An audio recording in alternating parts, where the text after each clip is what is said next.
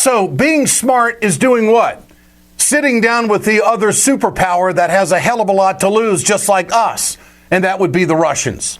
I maintain the fact the Russians can be our best ally in fighting ISIS. I maintain the fact that the Russians, they're not screwing around. And if Putin wants to use the word revenge, and if Putin wants to use the word restitution, that's right up the conservative alley, isn't it?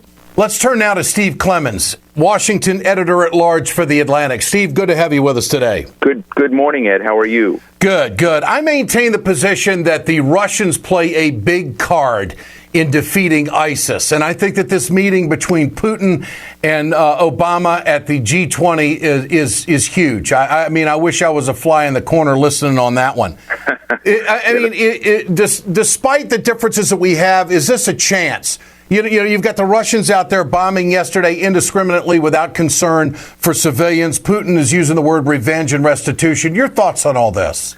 No, I think you're absolutely right. I think that we've had a very awkward relationship with the Russians for some time, from Crimea, Ukraine, differences over Bashar al-Assad. But now with one of our principal allies and the Russians themselves and what we saw happen in Lebanon, it has put us on the same side of the equation again. And they've got military capacity inside Syria, willing to deploy it ferociously. And I absolutely agree with you that the world sees much more unity of purpose going after ISIS now than they would have with the United States and Russia playing games with each other and pretending to go after ISIS. So it just seems to me that what's fallen into place is vital if ISIS is going to be really knocked back on a military front. What about the United States and Russia collectively making a statement saying, NATO, you got to check in on this? What about that? Well, I think it's important, and because I think a lot of the NATO states are, have come out of a point where their economies have been dismal. They're wary of further deepening entanglements. The Afghanistan entanglement of NATO was very uncomfortable and costly for many of them. But you don't get the luxury of picking when challenges pop up like this, and NATO's pretending like it can. Now with the attack in France, in Paris, with France invoking a never-invoked clause of the EU treaty that folks are sort of circling around cautiously. But yeah, I mean, I think with both the President of the United States and Russia calling on NATO to take more of a role, it's hard for NATO to sit on the sideline. Okay, we're seeing a new Putin now. We're seeing him react, should I say, in a very aggressive manner. I mean, he talks tough in the past, but damn it, he is going to get restitution and revenge for those innocent civilians, those Russians who were downed on that plane in the Sinai. Is this going to continue? I mean, what's your prediction on exactly how Putin's going to handle this in the long run? There are different drivers now, Ed. I don't want to get too wonky for folks, but I think part of why Putin went into Syria was to protect Assad. Part of why he went in was to embarrass the United States. And part of why he went in is it would have been the first time in 42 years that Russia had been able to take any kind of military muscular action in the Middle East, because the United States always preempted and left no space for Russia to be involved. Now Russia's involved in a big way in the Syria-Iraq mess, and it's also getting involved in Libya.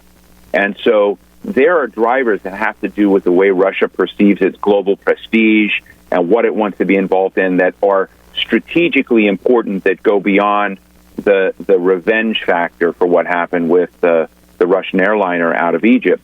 But now he's chosen a course that if he did want to get out of it, he can't, because the Russian people see that their plane and innocent civilians were murdered with a bomb attack by ISIS on an airliner. And so much like a 9/11 incident, they have to now deepen their involvement and engagement. And I think one of the things that's important to remember is deepening an involvement engagement doesn't mean you're going to win, doesn't mean this is going to be an easy fight. And it could be what President Obama has always worried about, that there is a quagmire when you have a civil war with a proxy battle on top. It's complicated. So Russia is in the game, and it has nowhere to go but deeper into the game, because it's got real skin in this struggle now, and hundreds of its people have been killed. So it can't take another course. So that anger that that vengefulness that you're referring to is essentially Putin with no other course. Yeah. Your thoughts on how the authorization of the use of military force is going to go? The president asked for it 16 months ago. I think there's clearly an anti-Obama element playing out in Congress here, but now they're at a breaking point. They got to move on this. Your thoughts? I hope they do, Ed, but, I live in D.C., and I am just astounded by the continuing lack of adult behavior in Congress when it comes to these moments of major challenge. And I think that you've got one giant faction in the Democratic side that wants to see an AUMF go forward, but really wants to put heavy restraints on what that authorization allows. And then you've got others, mainly in the Republican side, but some Democrats who want to see a much more robust authorization that does not tie the president's hands and